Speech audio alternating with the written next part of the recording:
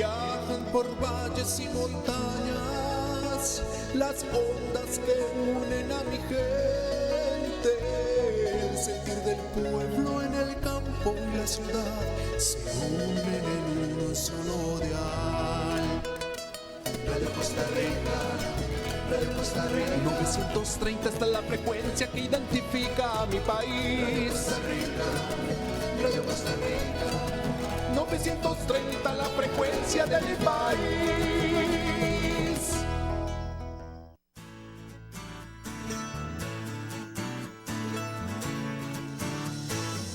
Ya inicia Hablemos de Obesidad y Salud. Entrevistas, mensajes, historias de vida, reportajes, recomendaciones y mucho más. Póngase cómodo. Ya iniciamos.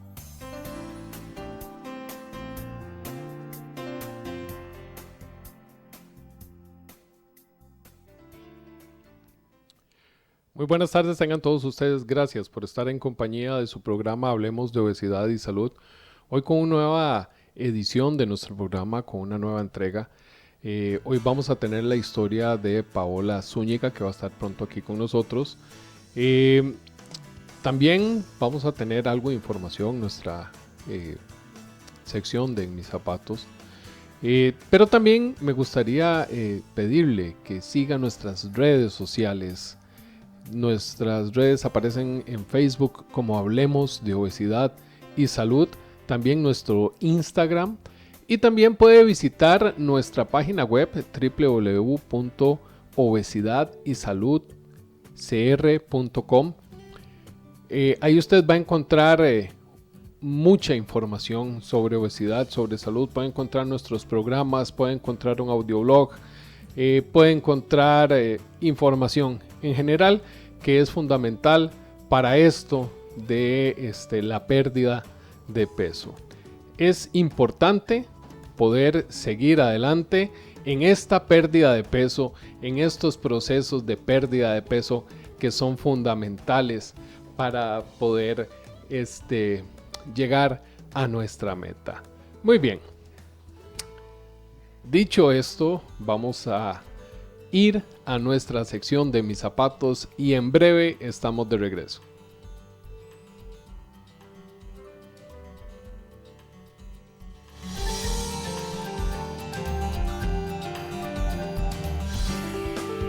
En Mis Zapatos, una sección para que veas mi día a día. Mucho del problema de la obesidad que uno conlleva son cosas de la niñez que uno trae. Uno come por ansiedad, uno come para llenar vacíos existenciales, come por soledad. La comida se vuelve como un placebo, llena ese vacío que usted tiene. Y yo descubrí que yo necesitaba acompañarme con mi psicóloga en el proceso, y así fue, así lo hice para tener más éxito en este proceso. Muchos doctores en el área privada no le dicen a uno, usted tiene que llevarlo junto con un psicólogo, junto con un psiquiatra, para descubrir realmente cuál es la raíz de su obesidad. Porque usted, si en algún momento de su niñez usted no tuvo sobrepeso, se disparó el sobrepeso, ¿qué fue lo que lo afectó a uno? Y eso fue una parte casi que crucial en mi cambio. Ya no te burles más de mí. Ponte en mis zapatos. Continuamos en su programa Hablemos de Obesidad y Salud, agradeciendo su sintonía. Miren que yo quiero comentarles y quiero preguntarles cuál es mi meta. Esa es una pregunta que nosotros debemos de hacernos todos los días. ¿Cuál es mi meta? Porque muchas veces nos vemos con sobrepeso, nos vemos con obesidad, en muchos casos obesidad mórbida, y queremos llegar a una meta, y tenemos sueños y tenemos metas, que ojo, no es lo mismo. Un sueño puede ser querer ganar el gordo navideño, eso es un sueño, pero para muchas veces va a ser inalcanzable. Pero la meta es con lo que nosotros vamos a luchar. La meta es con lo que nosotros vamos a trabajar, con lo que vamos a sudar y muchas veces llorar para poder llegar ahí. Por eso yo quiero preguntar hoy, ¿cuál es la meta? ¿Dónde quiere usted llegar? Porque muchas veces nosotros queremos llegar a un punto donde ni nosotros mismos trabajamos para poder llegar ahí. Y es importante determinar cuál va a ser su meta. ¿Para qué quiero perder peso? ¿Para verme bien? ¿Para comprar ropa en las tiendas? ¿O para tener una larga vida y con salud? Esa es mi meta. Llegar a mi peso ideal para tener una larga vida con salud al lado de mi esposa y de mis hijos. Y esa es mi meta. Muchos podrán decir, mi meta es volver a caminar, volver a hacer senderismo, volver a andar en bicicleta. Hay miles de metas. Pero muchas veces nosotros mismos nos ponemos piedras de tropiezo para no cumplir esas metas. Y nos caemos y tenemos que volvernos a levantar. Un día escuchaba una historia de una señora en Inglaterra y estamos trabajando para poderla entrevistar aquí. Ella hace una carrera y llega 2 horas después de haber terminado el evento. Hasta habían recogido ya todo lo que era alusivo a la carrera. Estaban terminando de recoger las vallas publicitarias y todo eso, y ella iba llegando a su meta. Por eso yo hoy le pregunto a usted, amigo y amiga, que nos ve todas las semanas y los que nos escuchan por la radio, ¿cuál es su meta? ¿A dónde quiere usted llegar? ¿Qué tiene que vencer usted? Porque para poder llegar nosotros a la meta, vamos a tener obstáculos. Y esta carrera se convierte en una carrera de obstáculos al final. Tenemos que vencer cosas del pasado. Tenemos que vencer el bullying. Tenemos que vencer el miedo a nosotros mismos. Tenemos que vencer la vergüenza. Tenemos que vencer infinidad de cosas. Y esos son los obstáculos. ¿Qué vamos a vencer? ¿Qué vamos a lograr nosotros para poder llegar a esa meta que tanto estamos anhelando? Es importante, como dicen popularmente, poner las barbas en remojo. Tratar de entender qué es lo que queremos hacer, cómo lo queremos hacer, los medios por los que lo vamos a hacer. Pero ojo, no hay varitas mágicas. No hay batido que sirva, no hay crema chupapanza que sirva, no hay bandas corporales que sirvan. Es trabajo y disciplina. Así como nosotros vemos a los deportistas de alto rendimiento que se levantan, que comen bien, que entrenan diariamente, esa es la disciplina que nosotros necesitamos. Tal vez no somos de alto rendimiento, pero tenemos que hacer nuestro ejercicio diario y tenemos que comer lo que debemos. Y todas estas cosas nos van a ayudar a nosotros para poder llegar a donde queremos llegar.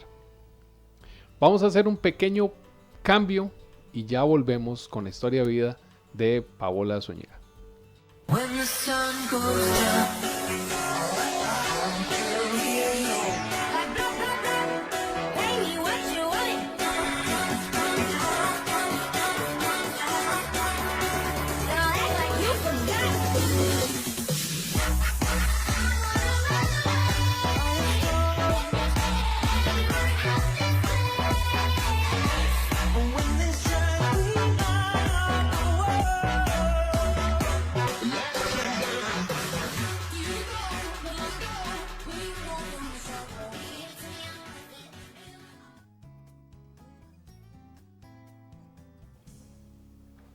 Continuemos en su programa Hablemos de Obesidad y Salud. Hoy me acompaña Paola Zúñiga.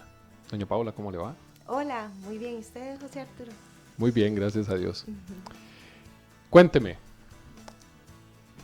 ¿de dónde es Paola? Bueno, yo soy de Heredia. Toda la vida he sido herediana. Y pues acá estamos. ¿Cuándo comienza su sobrepeso, su obesidad? Desde que nací. En realidad, puedo decir que sufrí obesidad por 37 años, 36 y un poquito más, digamos.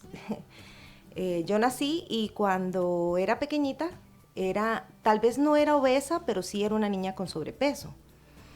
Y así me desarrollé durante toda mi infancia. Sufrí el bullying en la escuela porque era, ¿verdad?, muy gordita. Y fui desarrollándome siempre con sobrepeso. Yo no recuerdo estando pequeña en algún momento que yo haya sido delgada, ¿no? Siempre fui con sobrepeso. En algunos momentos más que otros. Recuerdo cuando salía a vacaciones, iba donde mi abuelita y mi abuelita pues me daba mucha comida. Entonces, cuando entraban las clases, nunca me quedaba el uniforme. Entonces, siempre el primer día de clases era uno de los peores días de mi vida porque era todo el trauma que el uniforme no me quedaba porque sí subía mucho peso. Entonces sí recuerdo que en las vacaciones sí subía mucho peso y así me fui desarrollando. En el colegio igual. Cuando salí de 5º año del colegio yo tenía bastante sobrepeso. Yo soy pequeñita, yo mido 1,54 y recuerdo que cuando salí del colegio yo pesaba 85 kilos y tenía 17 años. En ese momento hice una dieta y otra dieta y logré bajar un poquito. Luego me fui al extranjero a estudiar mi carrera y ahí me mantuve tal vez durante 2 años en un peso, siempre con sobrepeso, pero no con obesidad. Y ya luego igual me mantuve tal vez en obesidad 1, tal vez no era tanto, hasta que ya terminé mi carrera, llegué acá, tuve mi primer embarazo. Y ahí todo despegó. Después de mi embarazo ya empecé a sufrir obesidad tal vez tipo 2 y luego tipo 3 y... Cuéntame una cosa antes de entrar a la parte de la adultez. En los tiempos de adolescencia, ¿cuánto le afectó la obesidad? Porque, bueno, esos son los días de los novios, Uy, muchísimo, sobre todo uno siendo mujer, siendo coqueta, que femenina, entonces fue muy difícil porque yo estuve en un colegio que era solo de mujeres y siempre sentí que había niñas muy lindas y yo siempre me sentí como una persona fea, tal vez no lo era, pero yo siempre me sentí fea. Y tenía mi sobrepeso y tenía mis amigas y al estar en un colegio que era solo de mujeres en ese momento, era un grado de feminidad y de coquetería enorme el que había, ¿verdad? Yo siempre dije, yo creo que las personas que padecemos de sobrepeso solemos hacer escudos para que las cosas no nos afecten. Claro. Entonces, mi primer novio fue a los 18 años. Antes de eso yo decía, no, es que a mí no me interesan los chiquillos, no me interesan.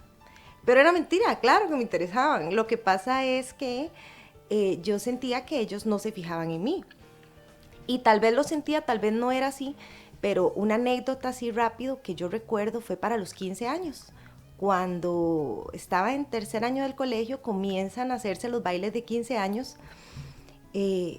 Toda la vida para mí ir a comprar ropa no era agradable, era el peor castigo que me podían hacer era vamos a comprar ropa. Y en ese momento, bueno, eran los bailes de 15 años donde iban todos los chiquillos que a uno le gustaban y todo.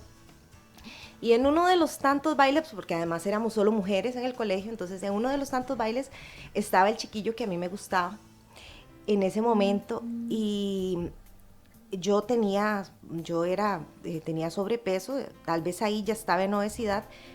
Y para no cansarte, cuando yo me senté en la silla era plástica y la silla se quebró. Y yo caí al piso, el frente del chico que a mí me gustaba, andaba con un vestido, se me vio todo el mundo empezó a reírse y es algo que me traumó, ¿sí? Entonces desde ahí yo le puedo decir que casi no me siento en sillas plásticas, ¿verdad? De por sí que siempre, no era la primera silla que quebraba, ni fue la última tampoco.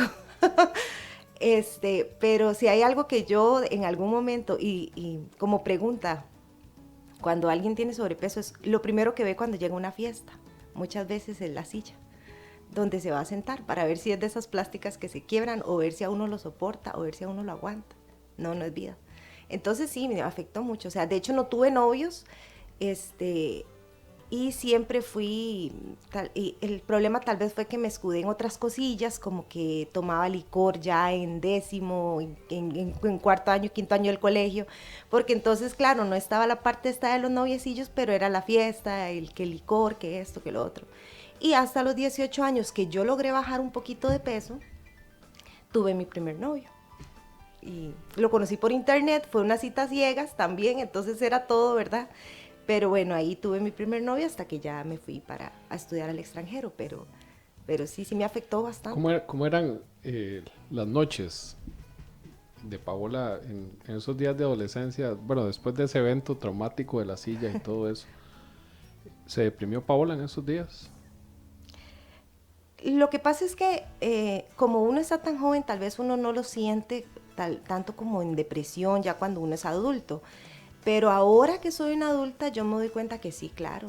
Yo vivía deprimida, vivía mal, solía llorar mucho, solía no ir a muchas actividades porque no me gustaba. Primero porque no me gustaba cómo me veía mi ropa, porque no me gustaba además tratar con las personas, porque sentía que me veían que yo era obesa, ¿verdad? Y tal vez no era así, pero era algo que yo sentía que la gente me veía mucho por eso. Aparte, en la familia, pues muchas veces ciertos comentarios, ciertas cosas que te hacen sentirte mal también.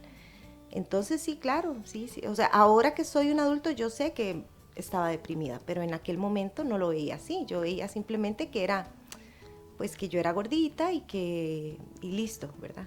Pero hay comentarios muy fuertes. Por ejemplo, yo recuerdo gente que me decía, usted nunca se va a casar, usted nunca va a tener novio, si usted sigue comiendo así, si sigue tan gorda, usted no va a tener una familia, usted no va a ser feliz. Y esas cosas se meten en la cabeza de uno y uno se las termina creyendo. ¿Qué era lo que le hacía comer? Bueno, yo sufrí trauma infantil, sufrí abuso infantil, físico y emocional. Tuve una infancia muy complicada y lo único que me traía satisfacción era comer.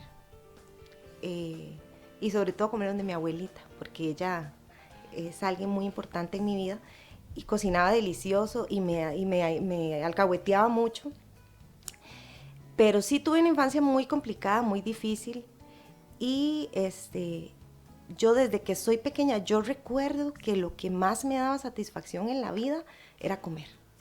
Entonces, cada vez que había un problema en mi casa o cada vez que algo pasaba, yo iba y comía. ¿Era satisfacción o era como un mecanismo de defensa o desviar toda la atención por medio de la comida? Sí, totalmente. Yo tenía muchos vacíos emocionales. Entonces, cuando yo me sentía triste o pasaba algo, lo que hacía era ir y comer.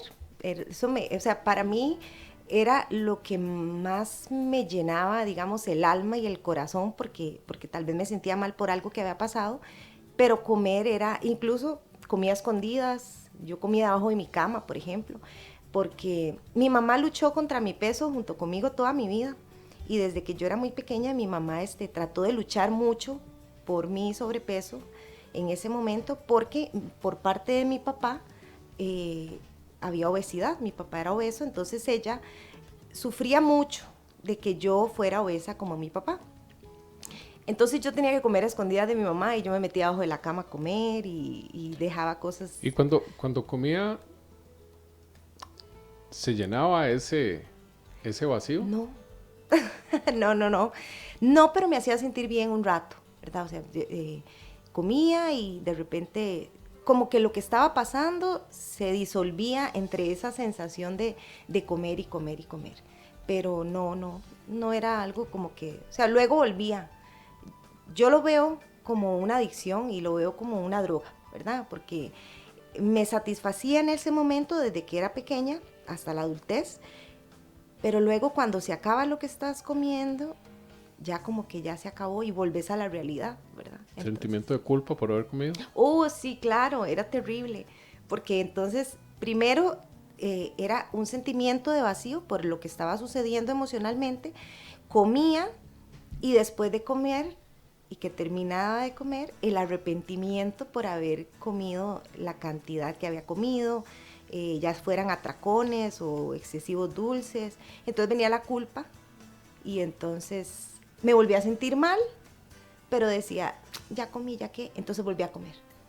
Y así, era un círculo vicioso. Me deprimía, comía, me sentía bien en el momento, después que terminaba había culpa, me volvía a deprimir y volvía a comer, y así fue toda la vida. ¿En qué momento decide irse a estudiar al extranjero? Bueno, en realidad eso fue algo que yo siempre quise estudiar en el extranjero. Si les soy sincera, creo que era un poco para alejarme tal vez de algunas situaciones en las que no me sentía cómoda emocionalmente. Entonces quería como, desde que yo estaba en el colegio, quería estudiar fuera, como en un lugar donde nadie me conociera. Y mi mamá me ayudó muchísimo y fue la que consiguió que yo me pudiera ir a estudiar al extranjero y me fui durante 7 años. Venía de vacaciones, pero realmente pasaba 11 meses en el extranjero y uno acá. Y fueron años muy bonitos porque la gente no me conocía, estuve en un país donde la gente era muy hospitalaria, pero igual sufrí por mi obesidad, ¿verdad? Pero no sé por qué era diferente, creo que era porque era otro ambiente. ¿Fueron groseros con usted allá? Sí, porque donde yo estuve, bueno, yo estudié en Cuba y el cubano es muy honesto. Entonces, sí un poco, ¿verdad? Digamos, el cubano te dice, o sea, para ellos es muy normal decir las cosas como salen. Entonces sí, y allá sufrí otro de mis traumas. Cuando estaba estudiando mi carrera, yo soy médico, estudié medicina. Cuando estaba, no recuerdo si como en 4º año de la carrera, yo ya estaba desesperada por bajar peso. Y entonces fui donde un genetista y un endocrinólogo. Y el genetista me dijo, bueno, que yo genéticamente era obesa, pero que tenía que trabajar mucho en eso y todo. Pero yo nunca voy a olvidar cuando el endocrinólogo me hizo una serie de exámenes y me dijo, resígnese, ¿verdad? Porque ellos son un poco así como muy directos. Y me dijo, usted tiene que resignarse y tiene que aprender a vivir con su obesidad. Usted nunca va a bajar de peso, siempre vas a ser obesa y tiene 2 caminos. O vive deprimida toda su vida o se resigna y sigue comiendo, porque de por sí usted nunca va a bajar. Y cuando un especialista, cuando alguien que para usted impone respeto le dice eso, es muy fuerte. Ese es como el segundo trauma más fuerte que tuve en esa parte. Y me lo creí y entonces empecé a resignarme, pero no. Cuando vuelve a Costa Rica, ya es médico, ¿viene con más peso o viene con menos peso del que se fue? Es que yo siempre fui un sube y baja, ¿verdad? Digamos, nunca fui delgada, digamos, nunca estuve como estoy en este momento físicamente, pero sí tuve momentos de mucha obesidad y tuve momentos donde lograba bajar de peso. O sea, yo nunca me rendí. Hice muchas dietas, hacía ejercicios, hacía de todo. Todas las dietas que usted se imagine, yo las hice. ¿Qué fue lo más loco que hizo? Yo hice algo muy loco y fue para casarme, porque yo estaba decidida a no casarme obesa. Y yo me hice la malla supralingual, que es que te cosen una malla en la lengua y literalmente te cosen de lado a lado la lengua para solo comer líquidos, nada más. Y duré así 4 meses, me la cambié 3 veces la malla y bajé. ¿Cuánto perdió? Perdí 25 kilos, no me casé delgada, pero me casé aceptable. Bien, aceptable. Y al mes de casarme quedé embarazada. ¿Cuánto sufrió en esos 25 kilos de esos 4 meses? Uy, mucho, porque solo podía tomar líquidos, nada más. Entonces, aparte, el procedimiento era muy doloroso. O sea, te anestesiaban la base de la lengua. Es una sutura en la lengua, entonces. Es una sutura en la lengua. Te la cosen literal de lado a lado. Para mí es una locura. O sea, ahora que yo lo pienso de una forma más consciente, es una locura. Detengámonos ahí. Bueno, usted es médico y hay mucha gente que nos está viendo y que nos está escuchando, y usted es el tercer caso que conozco de la malla. Pero hay gente que la está viendo y que la está escuchando y que ha pensado en la malla. ¿Qué puede usted decirle como persona primero, pero también como médico? Primero, el procedimiento es muy doloroso, es muy invasivo. Y segundo, tiene el rebote más alto que yo tuve en todas las cosas. Yo hice dietas, hice que batidos, que pastillas, y la malla, que fue lo más extremo. Y el rebote fue grandísimo, porque es que cuando a usted le quitan la malla, usted vuelve otra vez a comer sólidos y vuelve a comer otra vez cosas que no tiene que comer. Y entonces el cuerpo realmente, yo creo que usted baja peso, pero pierde mucha masa muscular, pierde líquido, no es una dieta adecuada. Y cuando usted se quita la malla, en 6 meses usted recuperó el doble. No, yo lo hice, sí, lo hice como una medida desesperada para casarme, para esto, para lo otro. Y en ese momento sí sentí que era lo único que me podía ayudar, pero no lo recomendaría jamás, ni como médico, ni como paciente que lo hizo. Es muy duro. ¿Cuál fue su peso máximo?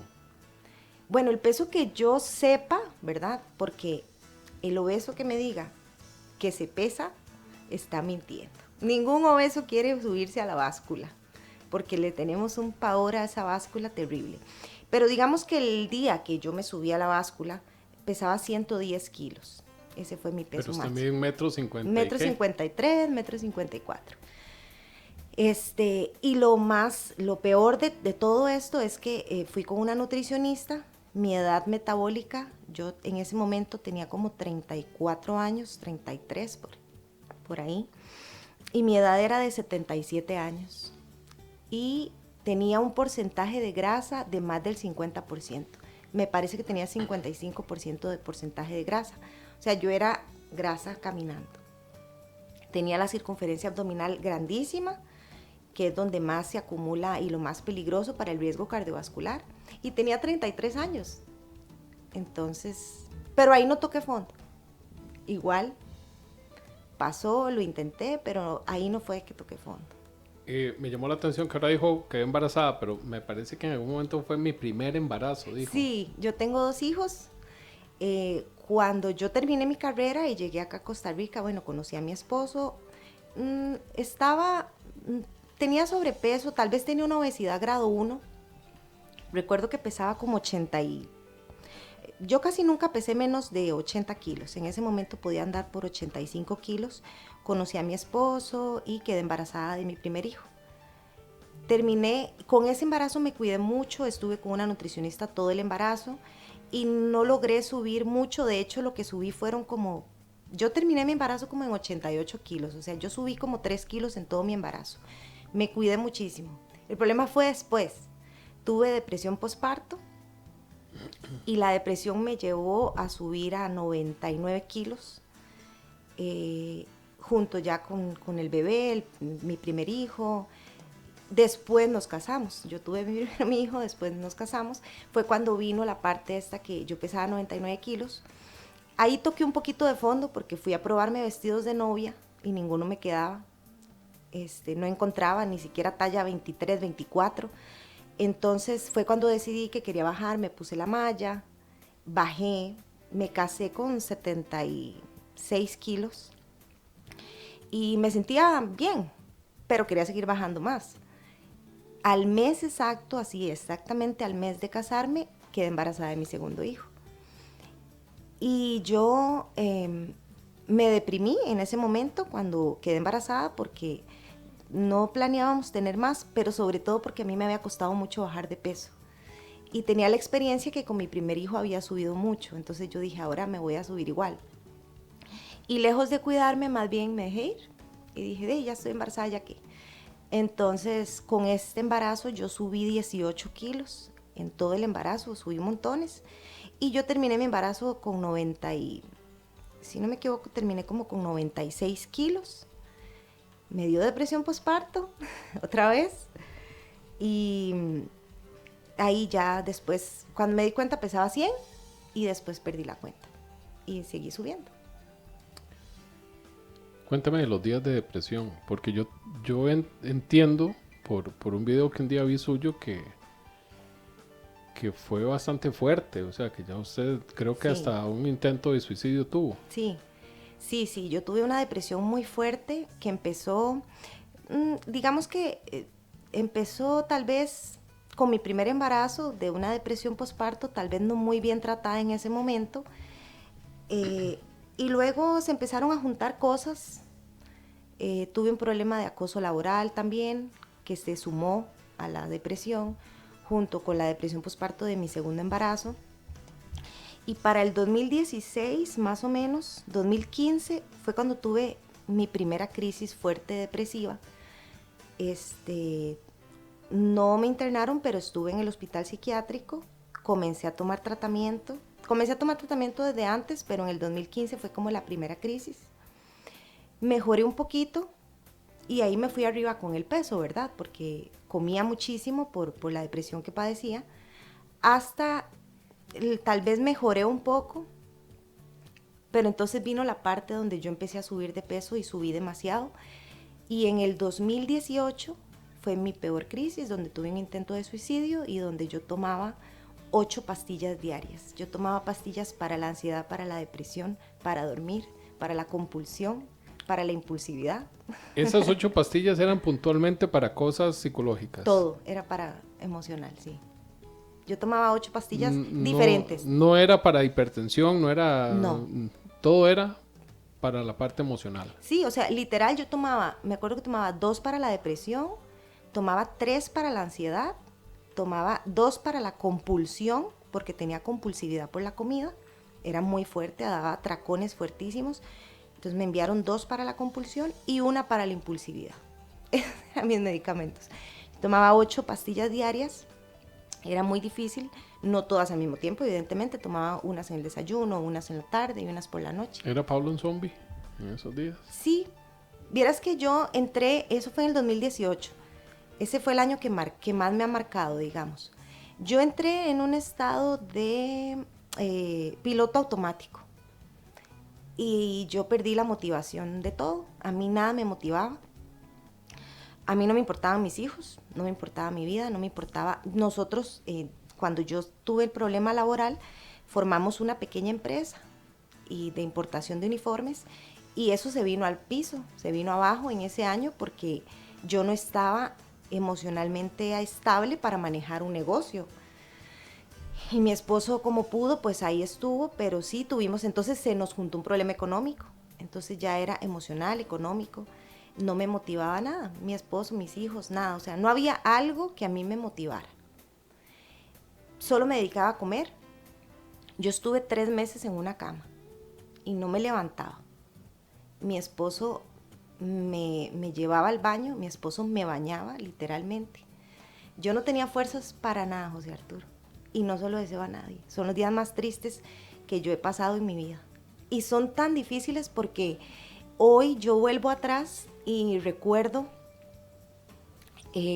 después de llevar terapia, ya lo puedo decir sin que duela tal vez, pero eran días muy oscuros. Yo no tenía ni un poquito de claridad, pero sí. Y estamos hablando que todo era emocional. Yo no tenía ningún problema físico, pero no me podía levantar de la cama y así estuve 3 meses.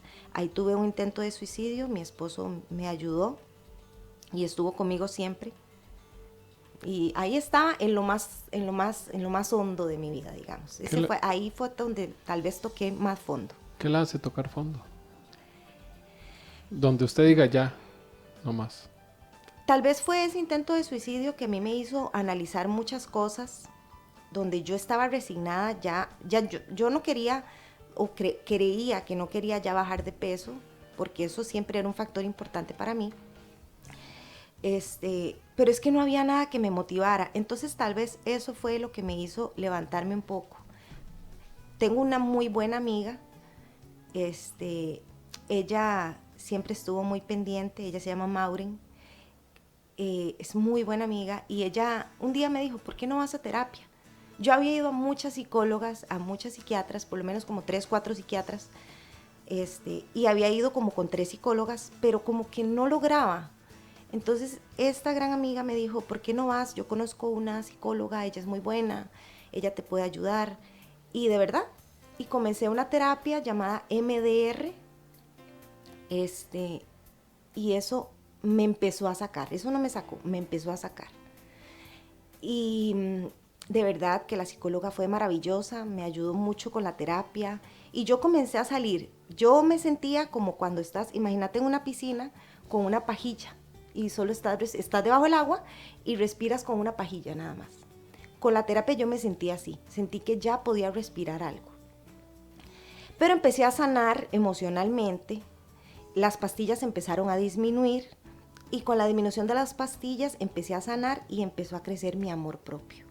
Entonces entendí algo muy valioso, entendí que no tenía que amar precisamente lo que estaba en el espejo, porque yo no lograba quererme lo que yo estaba viendo en un espejo, sino que yo tenía que amarme lo que yo era realmente en mi esencia, en mi interior.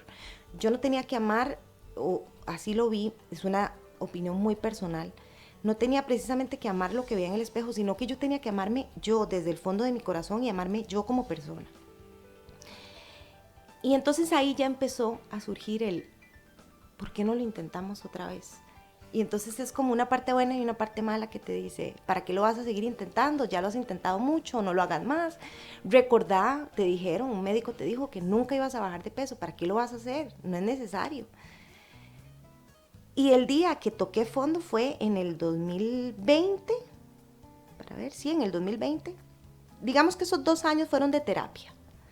Creo que es el primer paso para poder tener una pérdida de peso exitosa es sanar las heridas, y yo llevé terapia esos 2 años y creo que logré sanar mucho. En el 2020 yo tenía igual mucha obesidad, era obesa mórbida, y lo que me hace ya definitivamente decir, no, ya vamos a hacer un cambio, fue una tarea de mi hijo de la escuela. Mi hijo mayor le dejan una tarea donde había que ir al Museo Nacional y al Teatro Nacional. Había que hacer un recorrido por el teatro, por el museo y anotar las cosas que veía. Entonces me dicen, bueno, vamos. No sé, la distancia no es casi nada, pero nosotros dejamos el carro en un parqueo y había que caminar como 500 metros para llegar al Teatro Nacional.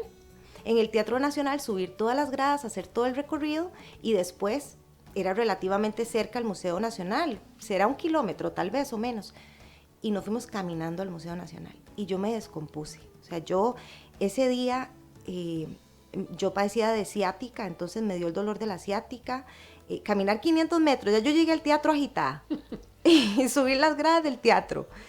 Yo ya me sentía agotada cuando mi esposo dice, bueno, ahora tenemos que ir al Museo Nacional. ¿Y a dónde queda? No, como a 1 kilómetro. Yo dije, no lo voy a lograr. Y seguimos caminando. Mis hijos iban súper despacio, o sea, íbamos muy despacio para poder llegar. Y al final de toda la faena yo vomité, me desmayé, me descompuse, o sea. Y entonces ese día mi hijo llorando por la noche, llorando, me dijo, mamá, perdóname. Entonces yo me sentía muy mal, porque me sentía mal emocionalmente, porque yo no había logrado ni siquiera caminar 1 kilómetro. Entonces mi hijo fue, lloró y me dijo que lo perdonara, que él nunca quiso hacerme sentir mal y que él me prometía que nunca más en su vida él me iba a pedir hacer un esfuerzo por él. ¿Fue una cachetada? Sí. Ese día yo lloré mucho y eso sí me quiebra un poquito porque eso fue muy fuerte. Entonces yo me di cuenta que mi hijo estaba cargando con algo que era mi responsabilidad.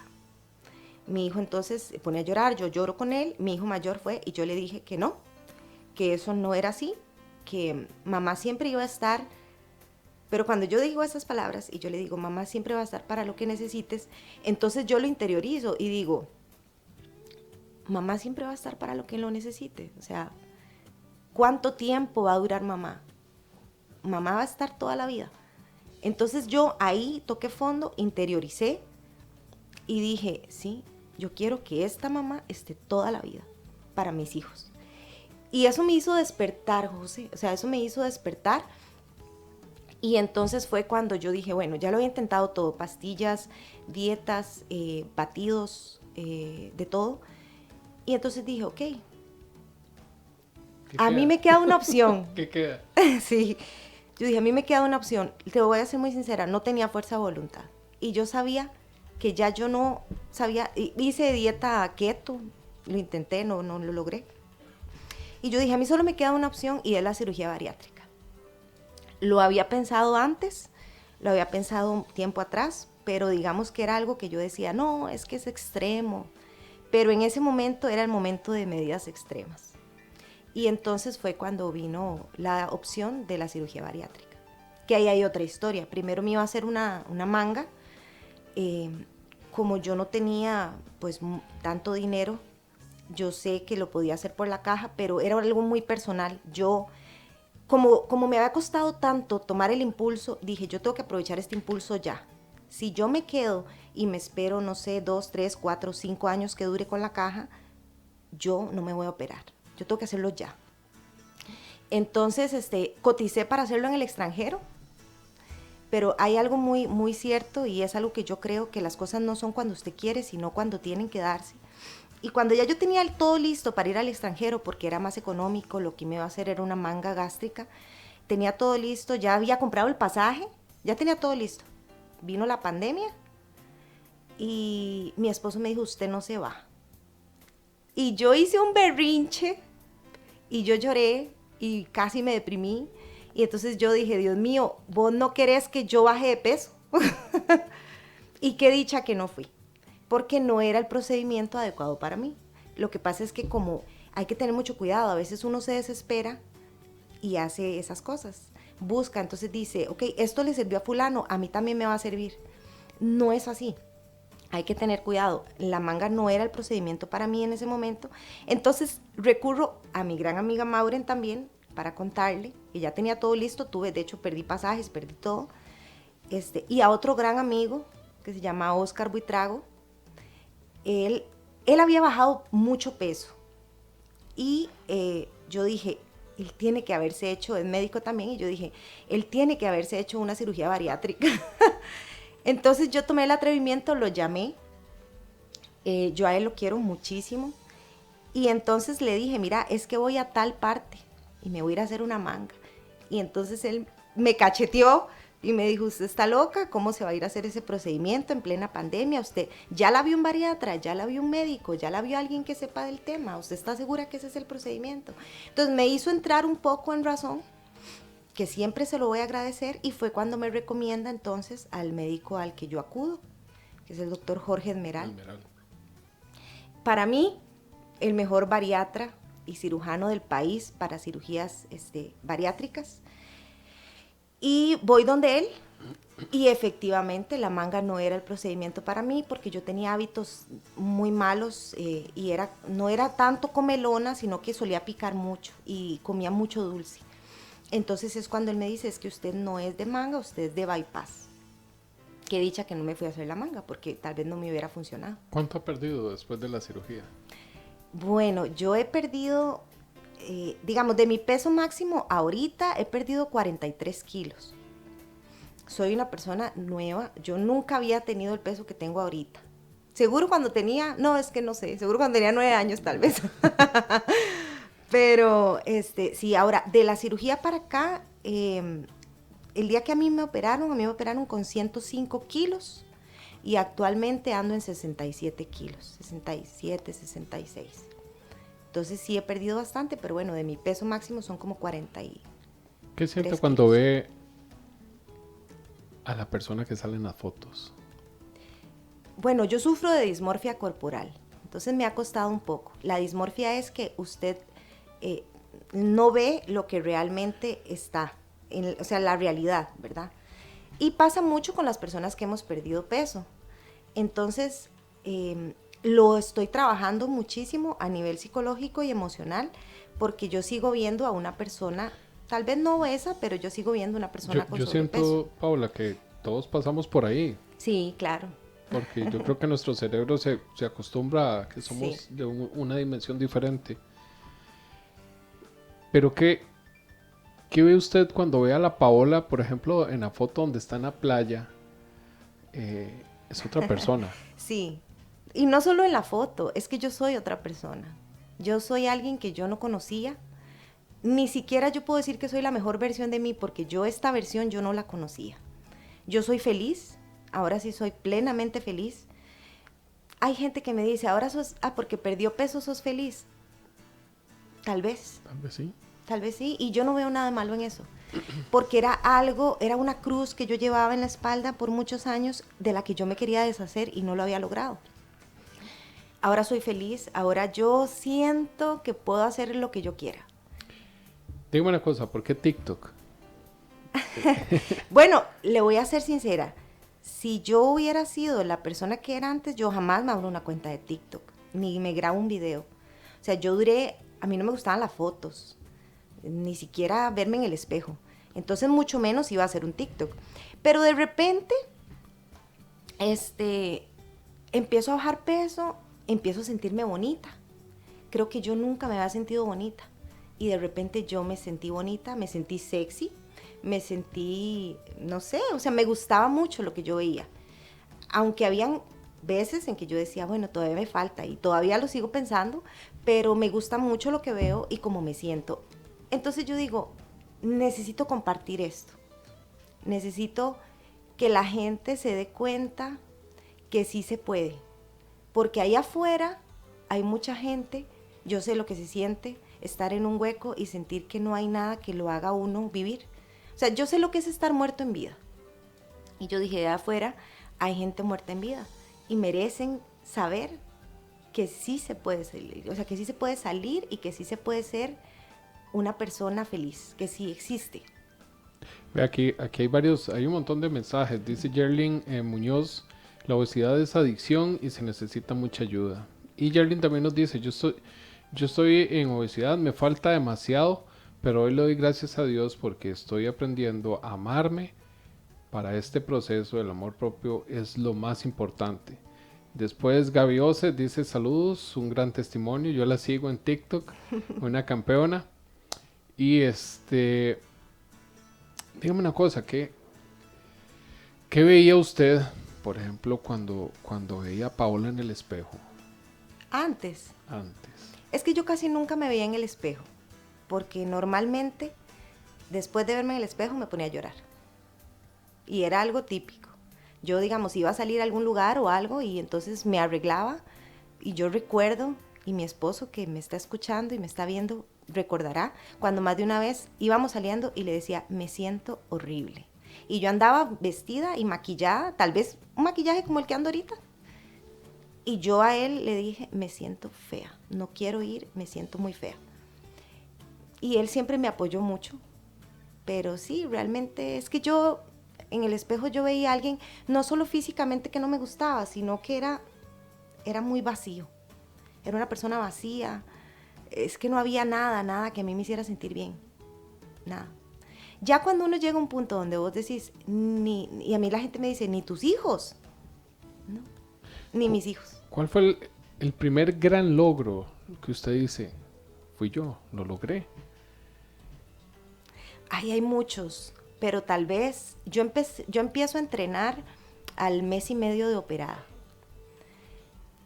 Ay, es que hay muchos, en realidad, vea, vamos a decir otro, que es más tonto, pero bañarme sin agitarme, eso fue uno de mis primeros logros. Yo me bañaba y me agitaba.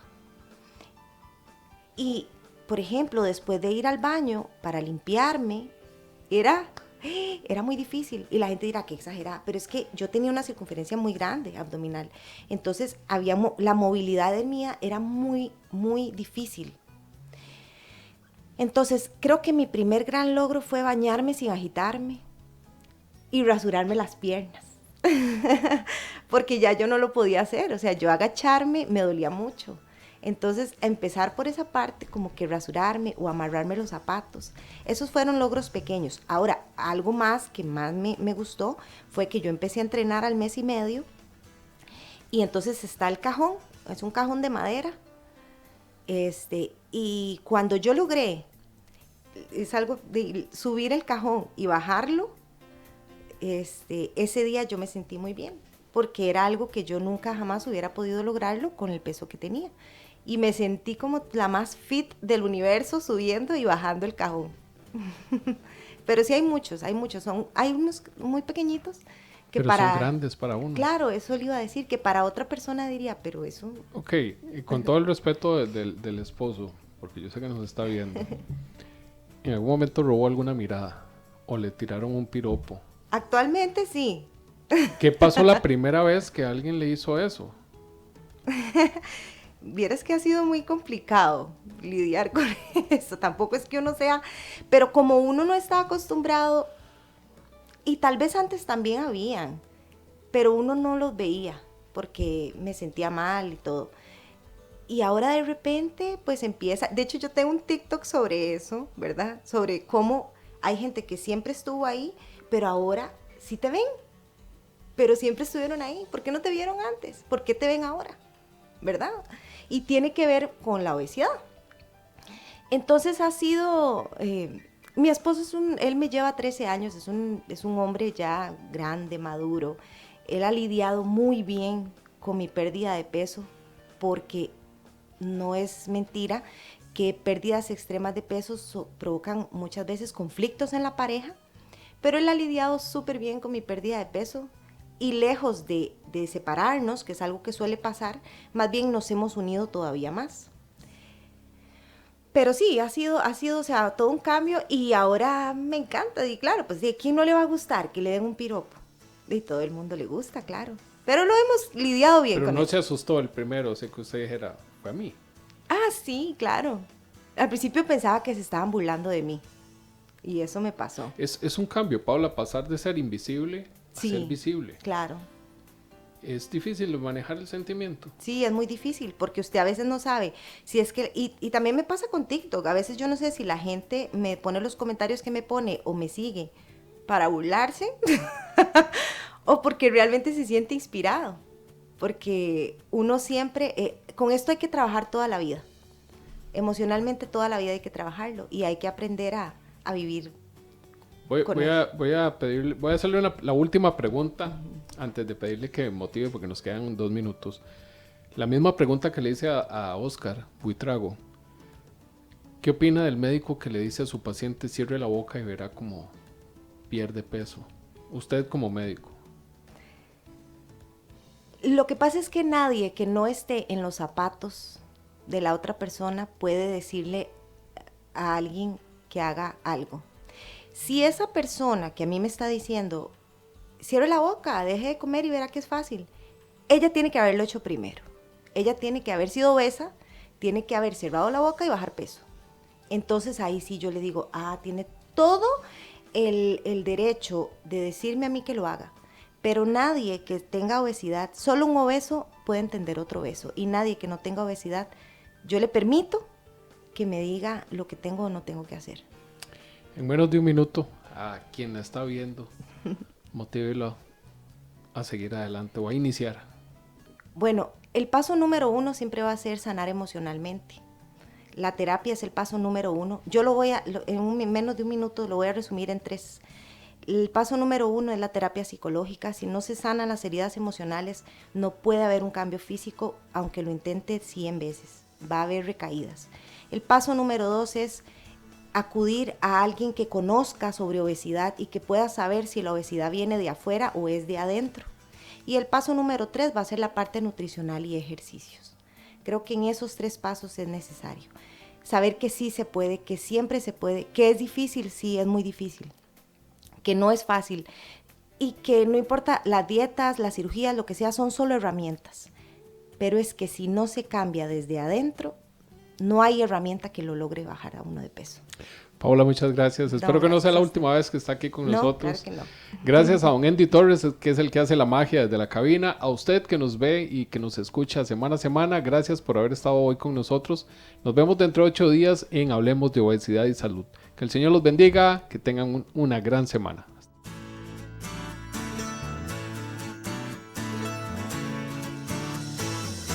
Esto fue Hablemos de Obesidad y Salud. Te esperamos en nuestro próximo programa con más información.